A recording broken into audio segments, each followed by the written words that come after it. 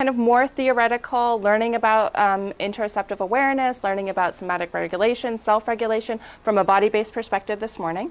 I will integrate in some activities that are experiential activities this morning as well. But then when we take our break and we have our lunch break, and then after we come back from our lunch break, the second half of the day we'll be doing all experiential activities.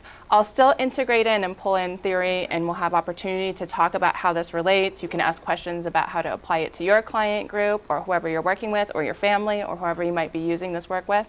But it will be an opportunity to do that.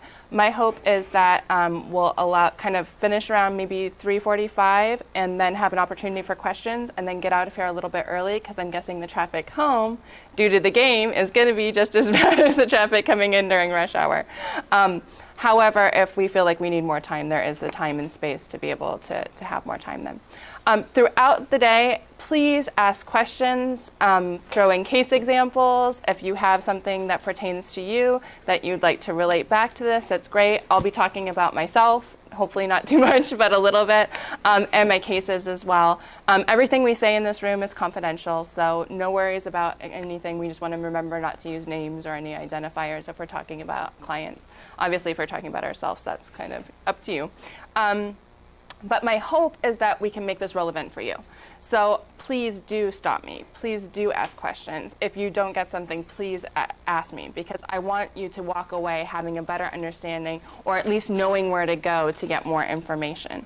As a disclaimer, I'm not a somatic therapist, and I'm not a yoga instructor, and I'm not a mindfulness teacher. But what I am is, right now, I'm doing my dissertation and my PhD on interoceptive awareness in foster parents of children that have been sexually abused.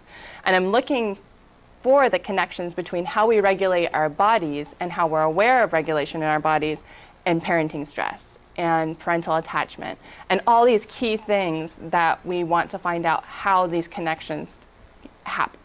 So the idea behind this is that I'm going to pull in probably multiple theories, multiple different theorists, multiple different ways of looking at this, to be able to offer you kind of a snapshot.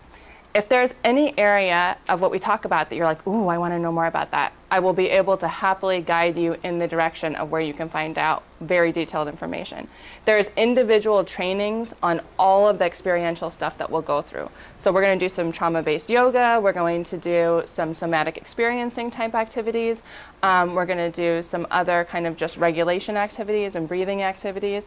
But there's specific training that certifies you in all these fields.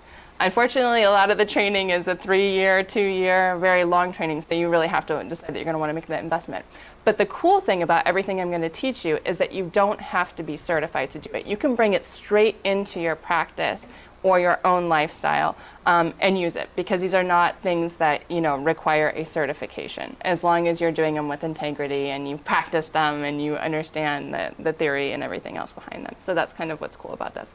And I'll go through as I teach, I'll show you, and I'm going to integrate in audio and videos and YouTube videos. So they're all things that you'll be able to access for free.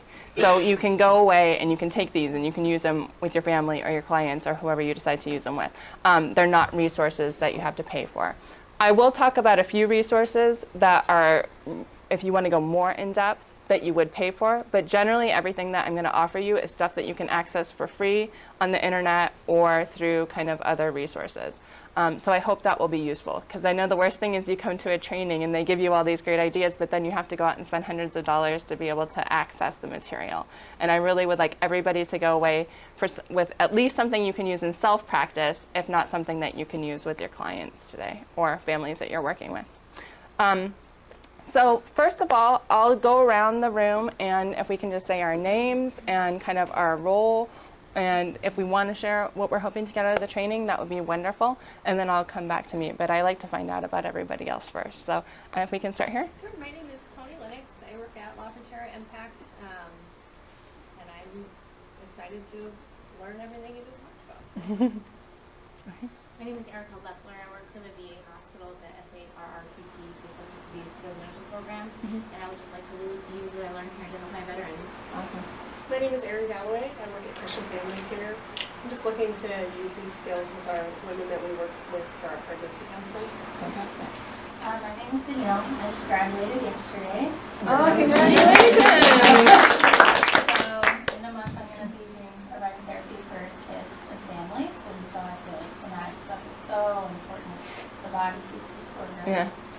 Cool. My name is Jen Kirschner, and I'm work with individual adults at Crisis Preparation and Recovery.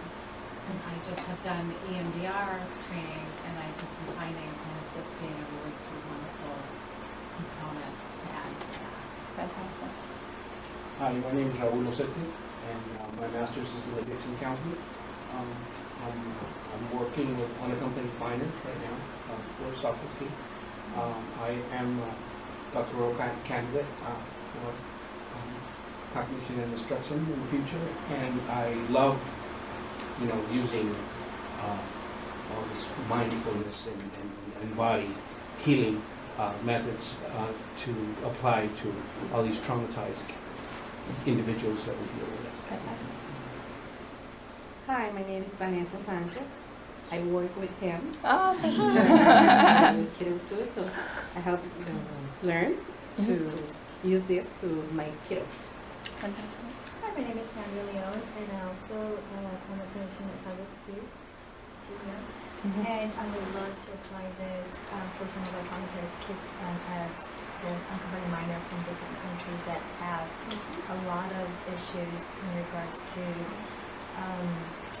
gang threats and suicidation. And I think it's a really good tool. And I'll just interrupt because I'll start doing this all day. But one of the cool things about working with the body is it doesn't require as much words. So when you're working with people with language barriers or different languages, or perhaps different kind of, even as we move through society, people just relate differently. Different social groups and everything else. It's a way to kind of tap into something that we all have that may not be shared through language. So that's a really good point. I'm Richard Thomas with Grossman and Grossman. I work with a fairly wide variety of traumatized individuals, and I like this stuff, so I'm happy to be here. Cool. Hi, Tony. My name's Amy Fernandez. I work with Touchstone Behavioral Health doing sexual health programming. As we started diving into LGBTQ inclusivity and trauma-informed approaches, we started to have a lot of youth come out as sexual assault victims and start reporting. So through that experience, I started doing yoga and whatnot for myself. And I've realized as I'm working with these youth that it's been able to free up a lot of the locked emotions that they're feeling. And so like the somatic experience or somatic therapy is something that I'm really interested in. My name's Joy Potter. I'm a children's clinician at Horizon Health and Wellness, and I'm just looking for some new skills to bring in. I'm Elizabeth Hines, and I would say I'm in private practice. I would say that there's a lot of clients that it just seems like there's kind of a hurdle that is kind of confusing. Like why can't I break through? And so that's what I'm hoping to get out of here is ways to kind of break through. And a lot of the body work can be used when you hit. It can be used at the beginning of treatment. It can be used throughout treatment. It can be used when you're at that stuck point, and it can be used at the end of treatment. So that's kind of a cool thing, is that you can come in with these skills at any point in the treatment process. Obviously, if you're starting fresh, you're going to introduce them at a different point perhaps than you would, but it also allows a way to move out of that stuckness, that kind of resistance in the relationship, that you sometimes get to that stuck point where you've done all the talking and you're sitting there and you're looking at each other and you're not kind of sure where to go with things. It's a different way to kind of tap in, and it's interesting. You sometimes go down pathways you would have never imagined that come up through the work. So that's a good point. I am Tanya Ontiveros. I'm with Grossman and Grossman too, and I do a lot of trauma work and just trying to get more tools for when we run into those barriers of like, I'm stuck, or like the nonverbal clients that I'm running into that I'm not sure where to go with that, so I think it's very helpful.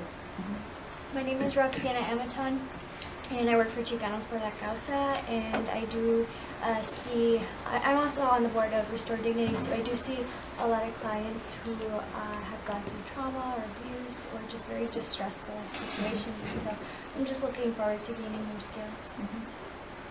Hi, I'm Eve. I work at Taros Health, and I do EMDR as well. So I think this would go really great with that. So just excited to learn more.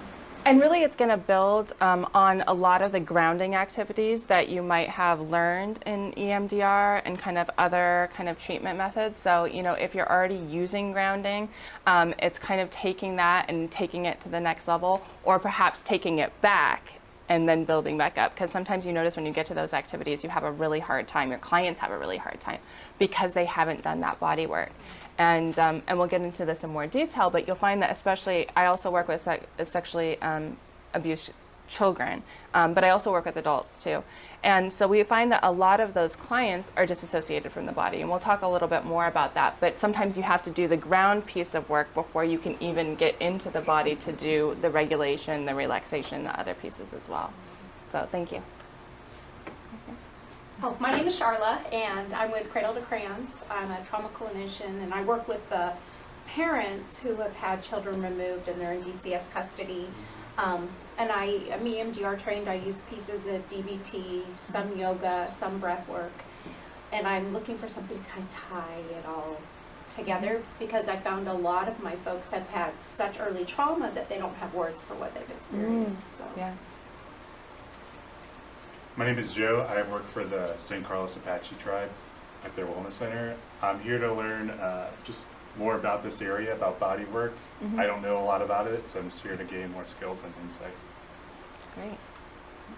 Hi, I'm Cheryl Kitchens, and most recently with Arizona Behavioral Health Care doing art therapy, but also I found that meditation, mindfulness was a really great adjunct to that.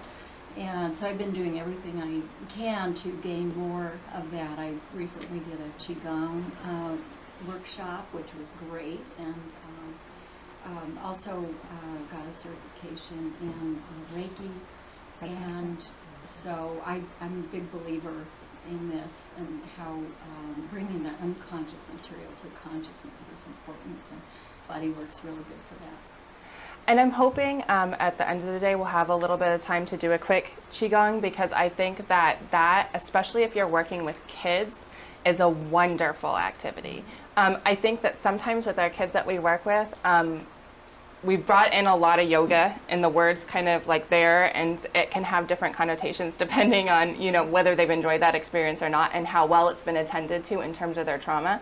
So sometimes bringing in something totally different that they may not have heard, that's not as popular in pop culture, gives them something kind of exciting and kind of special to work with. Qigong also offers much more movement. So it's more fluidity. So when you're working with people that need more movement, whether, you know, their bodies are kind of at rest or unsettled, movement is kind of helps. And I'm like thinking about, you know, just moving the energy, but it's a really kind of cool way to bring in an activity that might be more movement based and less kind of, if you're not flexible and you're doing hard yoga positions, it's hard. And Qigong doesn't have any of that. And it really is just about the fluid movements of the body and moving energy. And I found that I did some exercises, I do them sometimes with my kids. And I did a Qigong with my son. He's like, I can feel the Qi.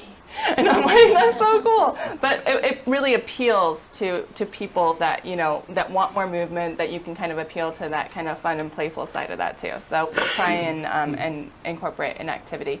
If we don't get a chance to, I'll kind of point you in some resources. There's some really good exercises online for that. So just real quickly about me, I am trained as an expressive arts child counselor. I did all my training in England, so my MSc is in psychoanalytic developmental psychology.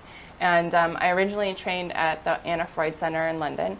And then I went to the Institute of Arts in Therapy and Education, and I have a graduate diploma there in the application of the arts in therapy and education.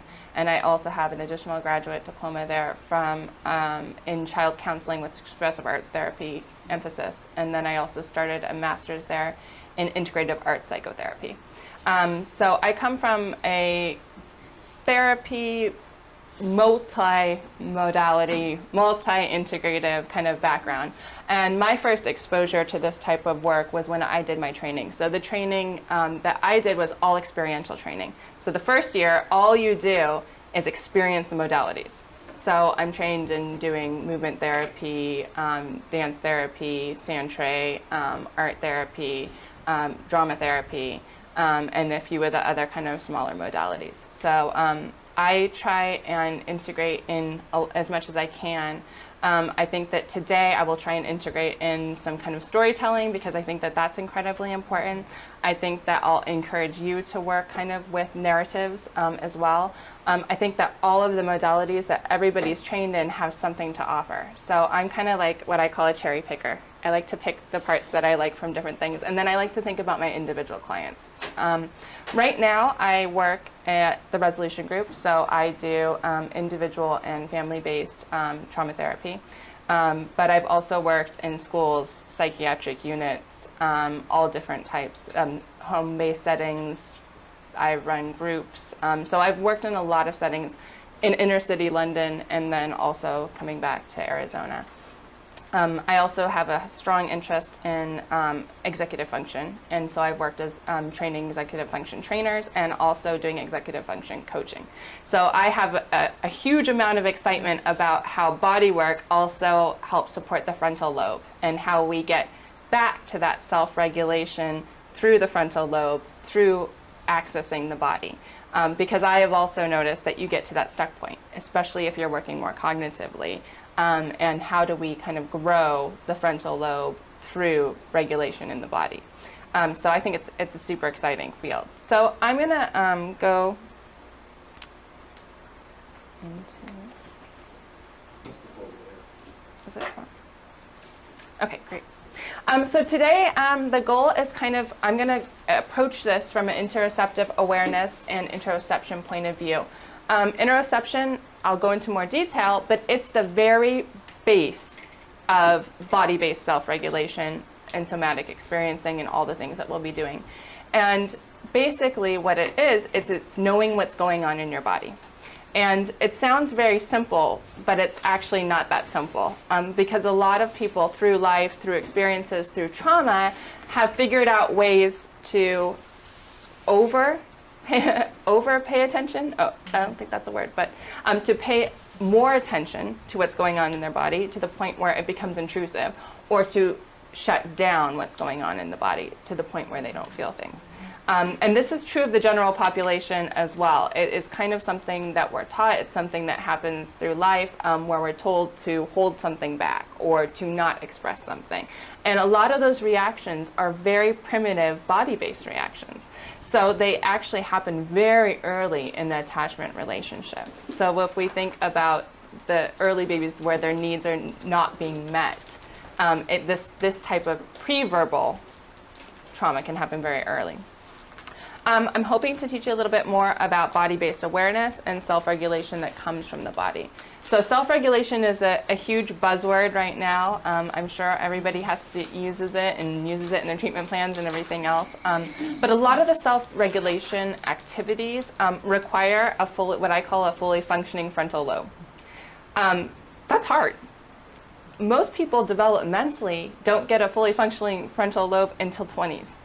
So when we go in, when we ask our clients or we're asking a child to be able to do one of these activities and they don't have a fully functioning frontal lobe, it's extremely difficult and it may cause shutdown. So some of the activities that we come in with are developmentally, and especially if we look at developmental trauma, a little too high for where our clients are at. So I'm really going to hope that we can kind of bring that back and also hold that into account when we're thinking about our clients and how we're planning kind of treatment, especially for self-regulation.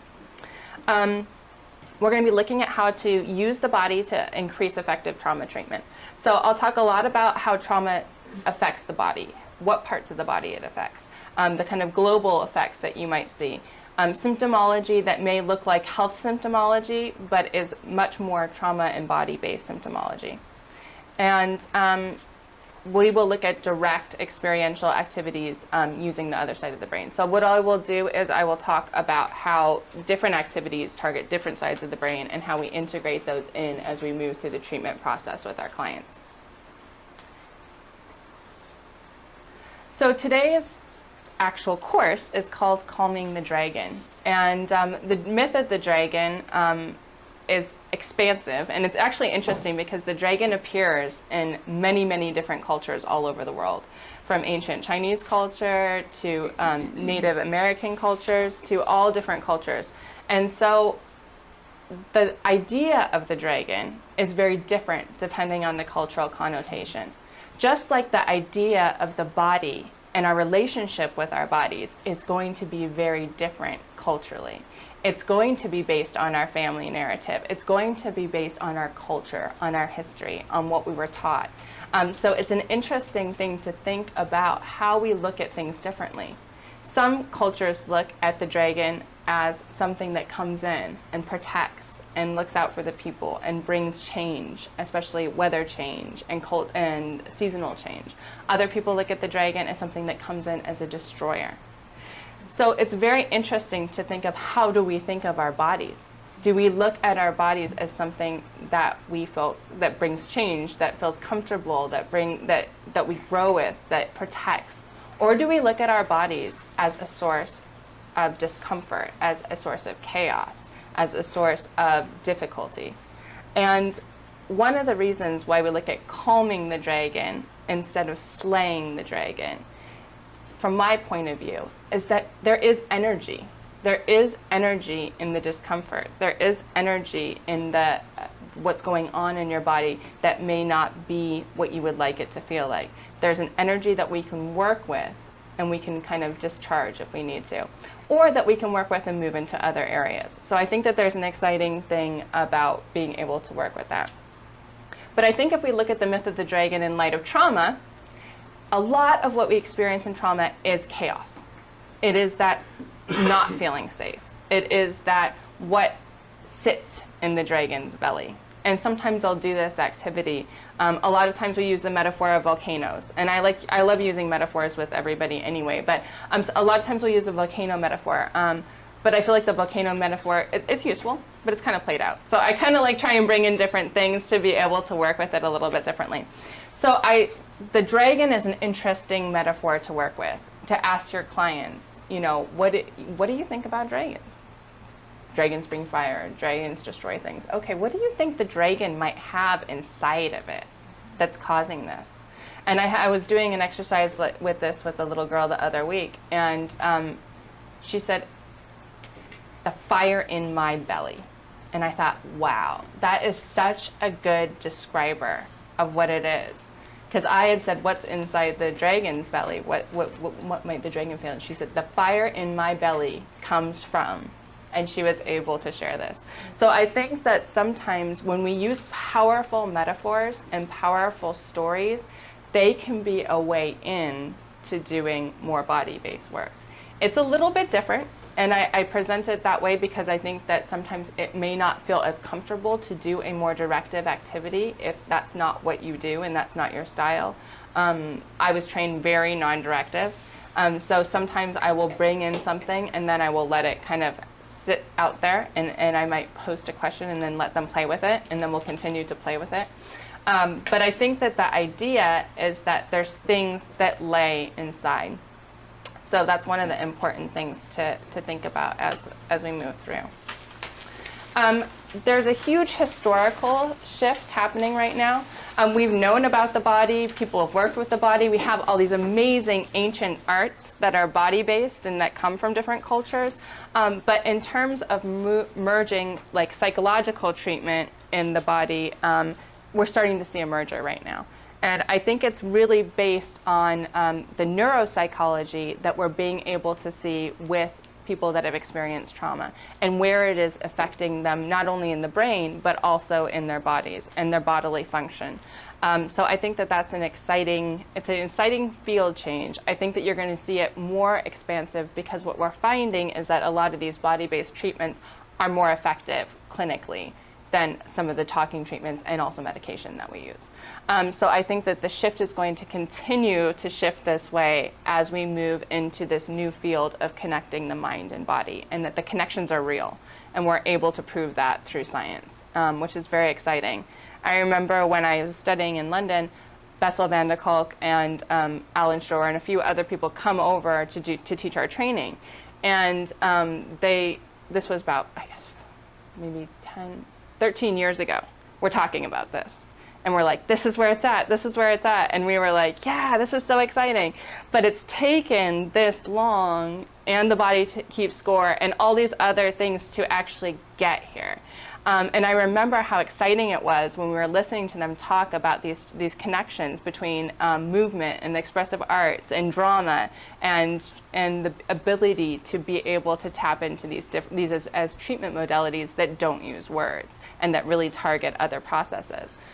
So now we have the science, which is super cool. So I think that as you introduce these activities, you may meet some resistance, not only from your clients, but other people that you're working with in the field, but the research is there. And the research is constantly coming out, and I read article after article that are in strong support of using body-based treatment for a whole range of things.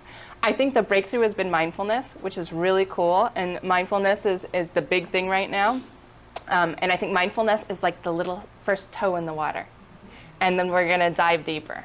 And so you're at kind of the forefront of taking what you've already kind of started to get interested in whether it's yoga or mindfulness, and starting to take that dive in a little deeper to where I think things will be in the next 10 years as we move away from trying to use as much medication and working with our clients differently.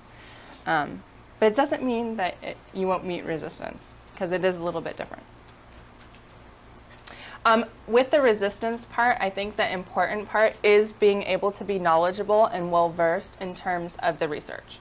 So as I go through this, I won't get in incredible depth with the research. However, if you feel like you need more research, more articles, more justification for using a certain intervention, please let me know, and I can look into that for you, because I think that is the way that you're going to be able to not necessarily sell this, but to make this more relevant for people that are non-believers in body-based work. So a lot of this is moving from the top down, which is the cognitive self-regulation. Let's think about our behavior. Let's think about what we need to do. Let's think about taking breaths. Let's think about coping skills. What you'll find is that you can teach a million different coping skills, but if they can't use them because they're dysregulated and they can't access the memory part of the brain that pulls the coping skill out, it's not. I mean, I found that with especially my clients, they know all of them. They can list them off, they can do them, but when they're dysregulated, that part of the brain shuts down.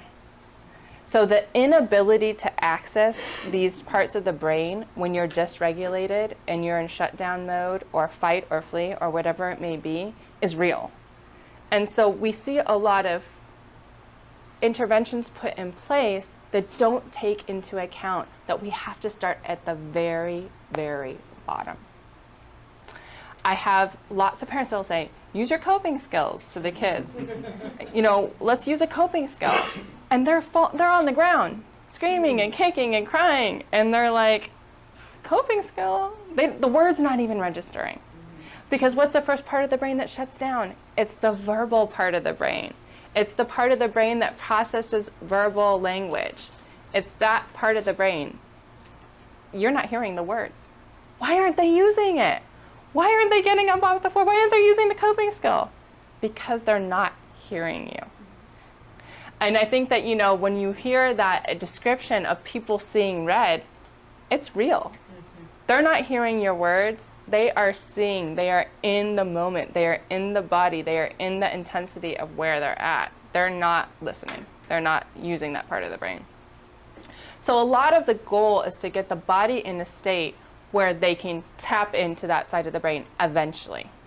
And I think that one of the important things to realize is that sometimes it takes a half a day to get back down neurochemically from a huge traumatic episode. So, if you're working with children and they've had a tantrum, or if you're working with adults and they've had a fight with, a loved one or a partner, or something's happened to them that day, neurochemically, we don't bounce back. We can bounce back in terms of our heart rate. We can kind of bounce back in terms of being able to semi-calm down. But our neurochemicals and our stress response and our cortisol are not immediate bounce back. So your body is still going to be chemically dysregulated for a while. So that's why the nurturance and the importance of being able to kind of take care of the body after one of those episodes and processing is really important, because otherwise you're going to trigger right back into it. And that's why we see, especially in schools, re-triggering, because the come down and the processing is very short. It also happens in relationships. Somebody gets into a fight and they walk away and they do their little thing and then they come back in and then something happens again and it's bigger, it's stronger, it's more powerful because it feels more chaotic. So this is a body-based bottom-up.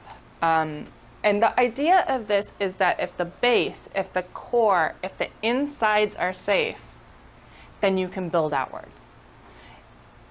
Safety from the outside is hard to acknowledge. And we do grounding activities where we look around, where we have people orient in the room, where we try and pull them out of what they're feeling from a sensory perspective. But the inner base has to be safe in order to explore the world. And if we think about when people are little and toddlers and they're going through those really young developmental stages, they start off just coming a little bit away from the parents. The parent is the safe base. Then going a little bit further. Then they check back, they look back, make sure the parent's still there. Then they go a little bit further. So the idea is that we're creating safe bases for your clients, not only in the situations that they're in, but also in the relationship with you. So what we'll talk about today is also how we act as therapists, as clinicians, as supporters of these people as a safe base. What we are doing to be able to enable them to take little steps away, look back, and then eventually be able to venture out in what they need. But approaching it from a much less, hey, this is a great idea, take this out with you. Thinking about how we scaffold a little bit better. Because I think a lot of the time we will set people up with a wonderful tool, such as mindfulness. But we give them a 20-minute mindfulness activity. It's too long. It's too long. And then they say, I can't do mindfulness. I can't do meditation. We need to think about how we take baby steps with interventions. And it does take time. There's no quick route. This is not a quick route process. Getting in touch with the body, getting in touch with being able to use a self-regulation and a body-based intervention successfully takes time, and it takes practice.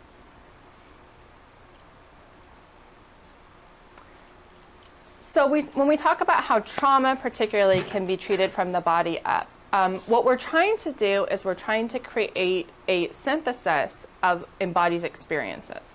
So we're trying to allow them to try an intervention, try a tool, and to see how it feels, to work with what that brings up for them, to allow them to feel it opposed to giving them a worksheet or an activity to do alone. I think that one of the injustices is that we do is sometimes we give people activities to go do out by themselves, but we haven't held them enough and given them enough safe base to feel confident enough with it. And all of the internal critic comes in.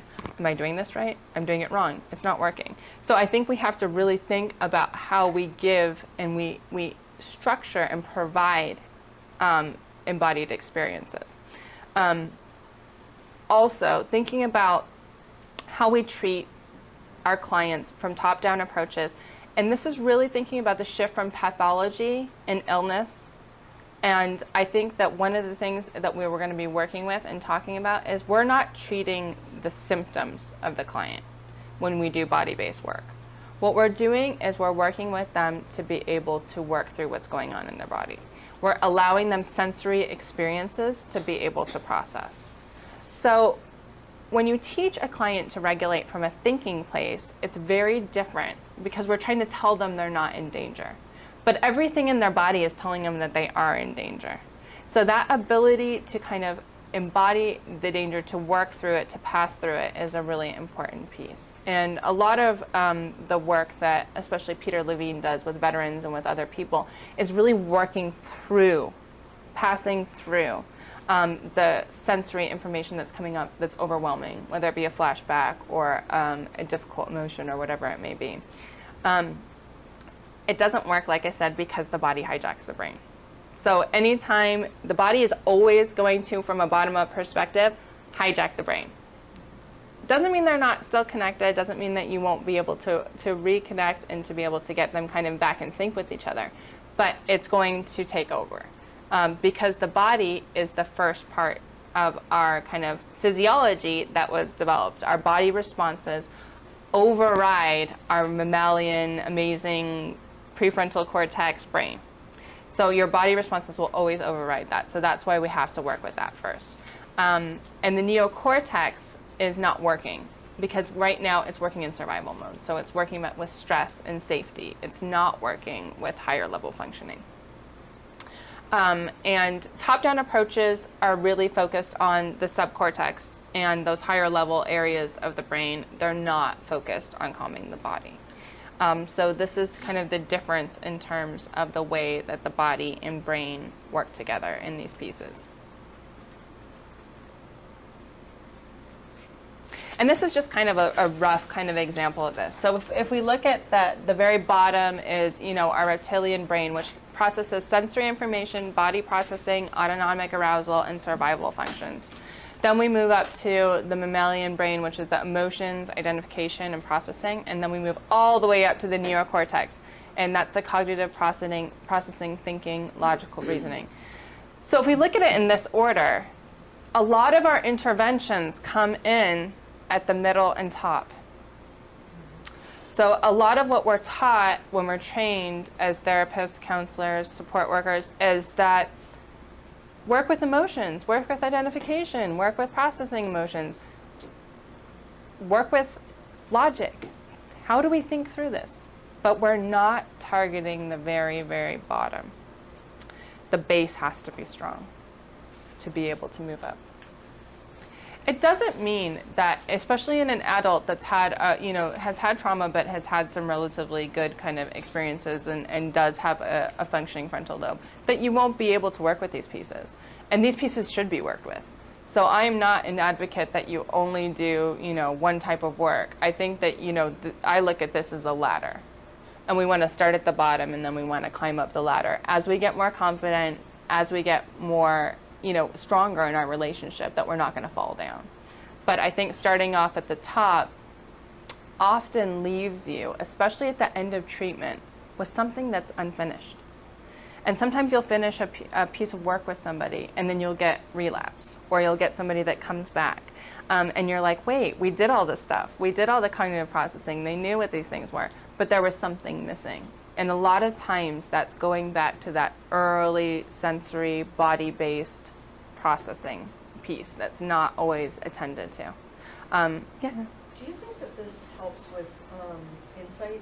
Because I find with some clients, working with them for a while and then a little while longer, and insight just does not change. Yeah. And I've often wondered, why, how can I foster insight? And, so I'm wondering if this does. Yeah, and I would definitely, as you do these pieces, and this is very dependent on your cognitive level of the group that you're working with, but I would definitely bring in the psychoeducational piece on this. I think that when people understand that it's their bodies messing them up, not their brains, there's a tremendous freedom in that. That their body has wired this way to protect them. Their body has wired this way to keep them out of harm's way. Or their body has wired this way because they were too little to do anything to be able to wire it any differently. And it stayed this way. So I think that that's a really important piece. And I think that sometimes when we, and I know a lot of people have moved into using kind of more brain psychoeducation, which I think is wonderful too. But you can also do the same thing with the body-based work. And I think that that's a really important piece as a precursor if your client's at a level where they can cognitively understand that. But I think that you can do it, you can break it down for anybody. Is it fair to say that this is can also be a more circular process because of the fact that it's each time a person has a higher level of cognition, they need to reprocess it in their body different? Yeah. And I think you can bring this stuff back, like I said, at any point in treatment. You can say, you know, like, hey, you know, we've made great progress with this, but how are you feeling when you're doing this? How are you feeling when you're using this coping skill? What happens in your body? I think that that's something that you can always bring back into, and you can recirculate on this as you move through this. I think another important piece is thinking through, and we'll talk about this more a little bit later, is how you track their body. I'm a big body tracker. So the way that I usually introduce this into a session is not formally. I introduce this in when I notice tension, when I notice aversion, when I notice facial features that are flat, when I notice that somebody's come in and they're like this, or when somebody comes in and they are bouncing off the walls and they can't sit still. So I will say, wow, what's going on in your body right now? If it's a high energy, or if it's low energy, I'll be like, I really noticed that your shoulders are a little bit lower. Can you tell me a little bit more about that? And that's if you have the words for it. If you don't have the words for it, it'd be like, let's work with this. Let's move it around. How does it feel to pull your shoulder up? How does it feel to drop it down? Let's play with this a little bit. And we'll practice that. But I think that that is also a segue in to this type of work. It requires a little bit more skill on our parts, but I think it's a beautiful way. And some people have never been noticed that way. Some people have never, ever had the tension. Oops. I moved too much. The tension in their body noticed.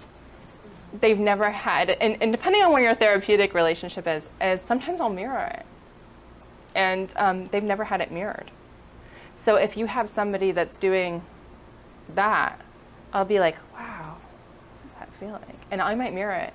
And they might see me do it and do something different. So you have a very interesting, complex, almost like mother-infant mirroring going back and forth.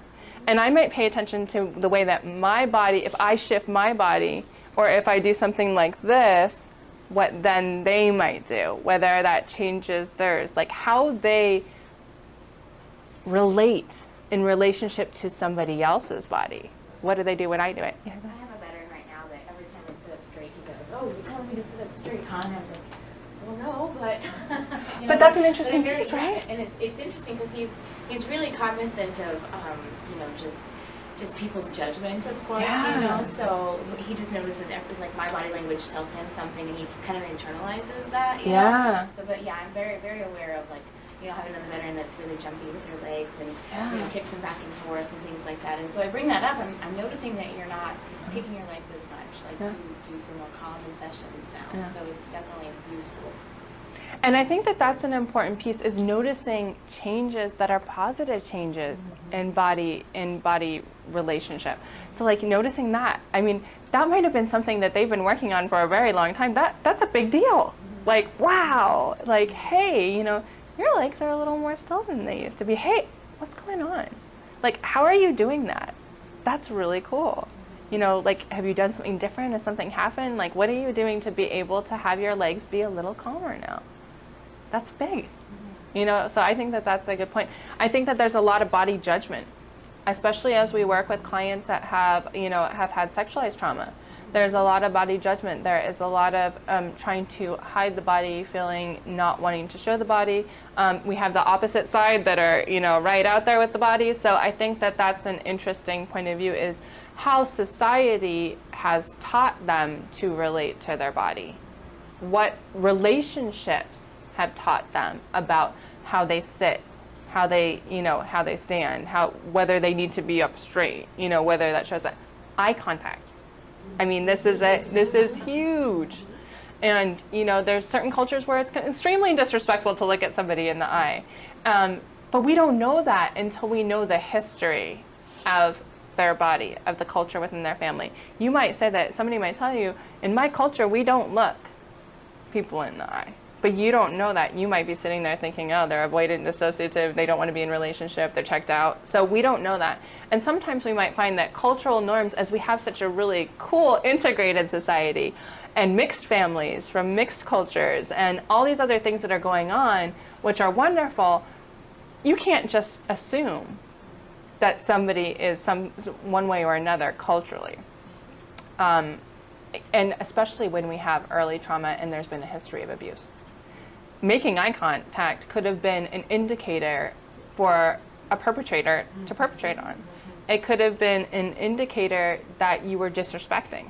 We don't know that. Sorry, go ahead. Yeah. We see that a lot with our minors that we work with. You know, we work with the South American Triangle, and especially eye contact.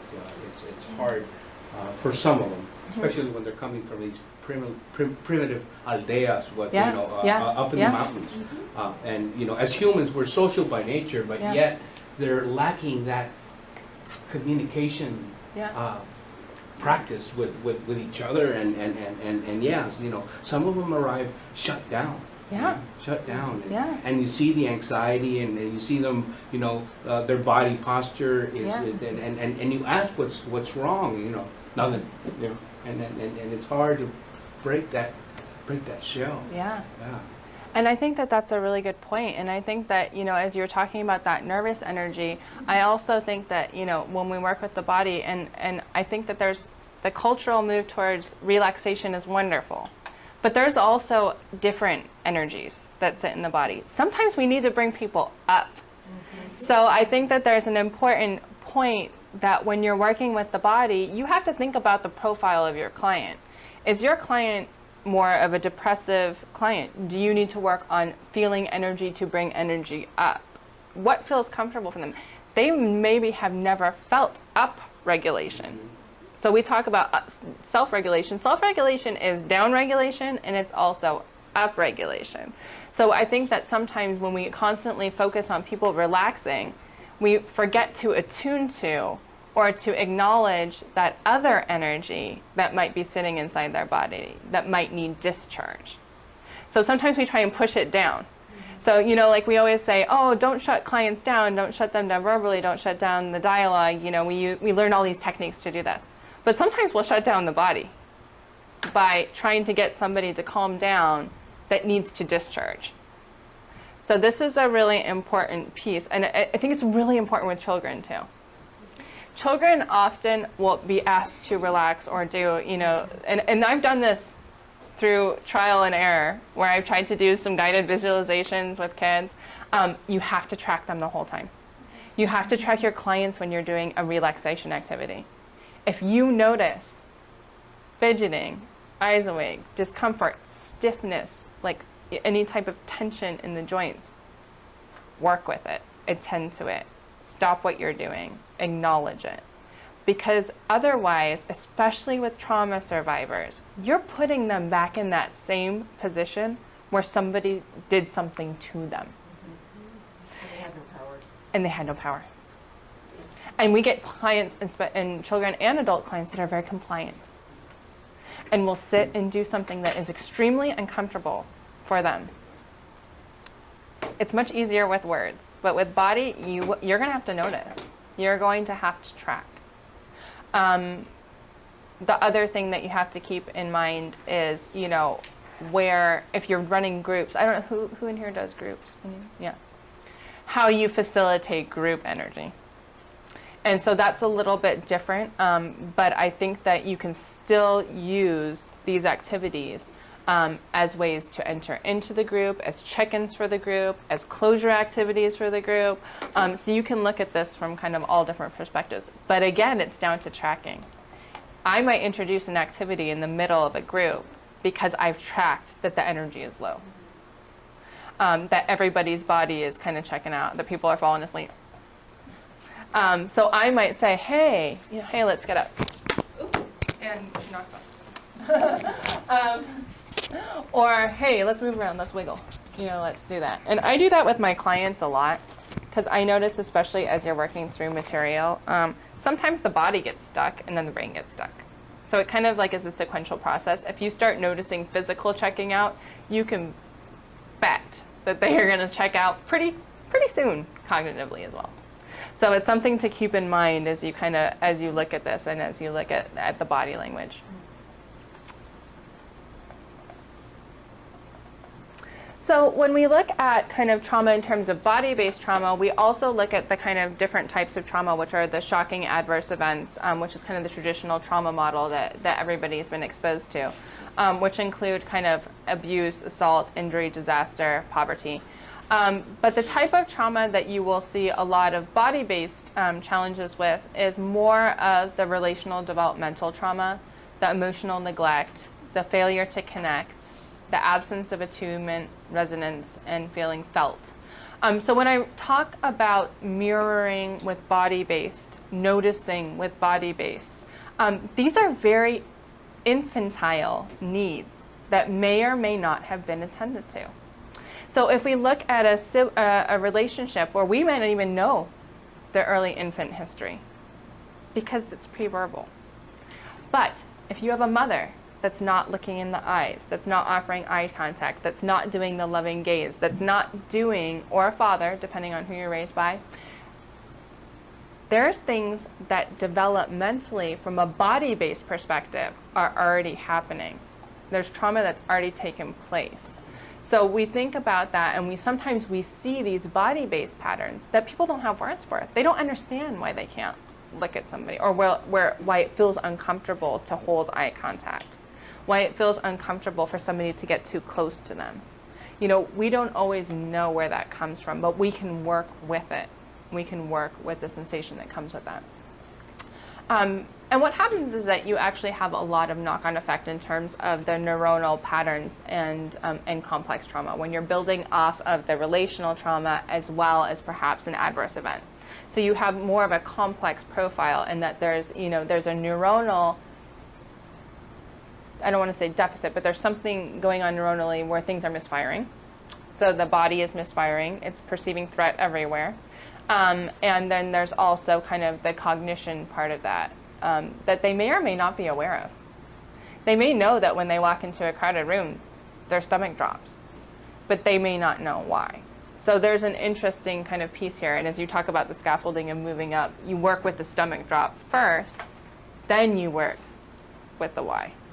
So this is the difference in the approaching. Our normal way to approach this is to work with the why. Why do you feel unsafe? What in this room is making you unsafe? So it's a different kind of framework. But it doesn't mean that if you've already started one way, you can't go back the other way. So sometimes our training is going to lead us to go with our automatic response, which is to go the other way. But if you can go, oh yeah, let me go backwards. You can always rewind. And I think that that's the beauty of this. You can always rewind. Even if you've gone a different direction with this, there is no problem with rewinding. And that's our ability to be human as therapists and providers and practitioners, because this is kind of rewiring our brains to look at something differently too.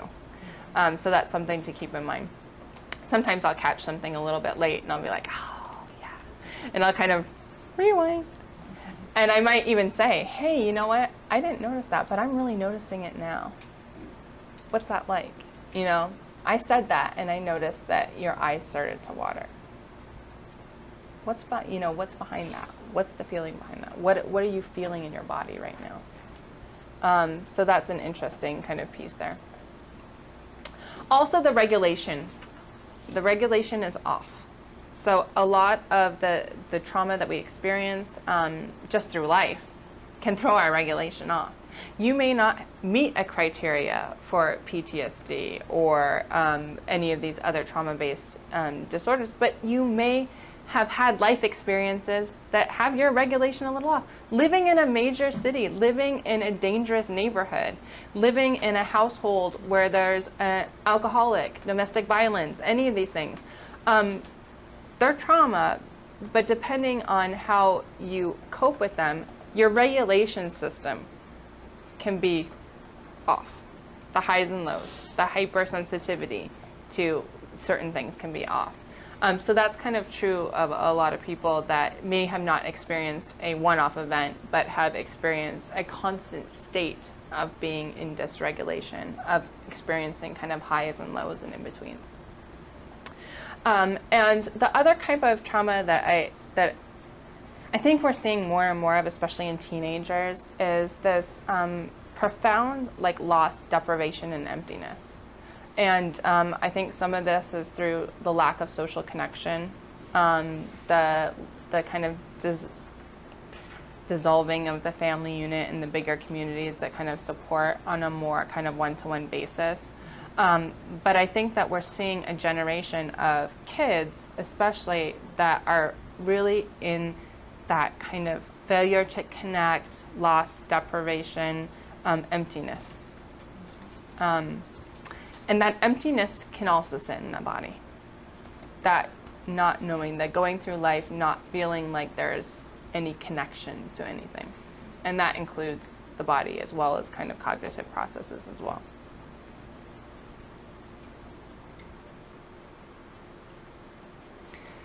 So how does trauma affect the body? So trauma lives in the body through implicit memories, even though they've been forgotten or unconscious. So this includes all of our sensory systems. Smell is the strongest one. So smell will go straight into the memory system of pre-verbal and unconscious memories. I think that it's something we don't always think about as clinicians and therapists. What does our room smell like? What do we wear perfume? You know, how other people in the group's smells might impact somebody in our group. What does smell mean to them? So I think that's an interesting piece. You can play around with smell. Some people that have experienced trauma and a lot of body shutdown, sense the smell is gone. Some people are hypersensitive to smells. They will smell everything. They will say, did you have this for lunch, when they come into your room if it's in the trash can? You know, so you have both ends of the spectrum. But smell is the strongest pre-verbal sensory information. Babies and mothers can smell each other and be able to identify. They've done tests with infants where they'll give the infants one of the breast pads from the mom, from the breast milk. They can identify their mom, right? So they can often smell. I can't remember if it was 2 rooms away or if it was 1 room away, but they did a really cool piece of research. They could smell the mom from the other room. I use a lot of coffee Yeah. in my office. Most of these kids have been drinking coffee since they were 3-4 years old, and they can't drink coffee in our facility because they don't allow it. Yeah. But that's an icebreaker for we'll start talking about coffee. Yeah. And coffee's been in their tradition, in their culture for a very long time. Yeah, and it's a great way to get into a body-based reaction. What smells do you like? How do they feel in your body? It makes me calm. It makes me think of Christmas. It's a way to kind of connect body and memory. So they're an interesting thing to play around with. You can get smell sacks. A lot of times, and we'll talk about this a little bit later, is when you're doing breathing and somebody's resistant to doing breathing work, you can work with smell. You can get them a smell they really like, and that can be the inhale and exhale. It doesn't have to always be that just counting and doing all these other things. It can be, let's find something that you love the smell of. Let's have it. Let's bring it. Let's put it in a little sack that you can put in your pocket. You know, you can add in these things to try and tap into those positive memories and create positive memory safe places. It could be, for me, the smell of gingerbread reminds me of Christmas. Christmas was the best time I ever had with my family. It's a safe place. It triggers a safe place. It could be that for coffee. You know, so whatever it may be, when we're talking about creating safe place, safe base, safe body, these are really interesting things to try and pull in from a multisensory perspective and to play around with therapeutically and to track. Sometimes people have a gag response to smells. You might give them a smell and do a little, what I would do is, if I was doing an activity with this, I've done before where you get those little sachet bags and then that are kind of fine mesh, and then you put like a cotton ball that you've put little essential oil on. Or you can get the actual thing, so you can get ground coffee or whatever. It's a little more messy. But you can lay them out and say, you know, hey, we're going to experiment. And whenever I approach something like one of these activities, I really say we're going to experiment, we're going to play. So I think that our wording, our verbalization of how we approach these activities also needs to be trauma informed. It needs to be an invitation that they can decline, they can accept with conditions, they can leave the party at any time, so that you're really thinking about how do I'm asking somebody to do something they potentially might feel uncomfortable with.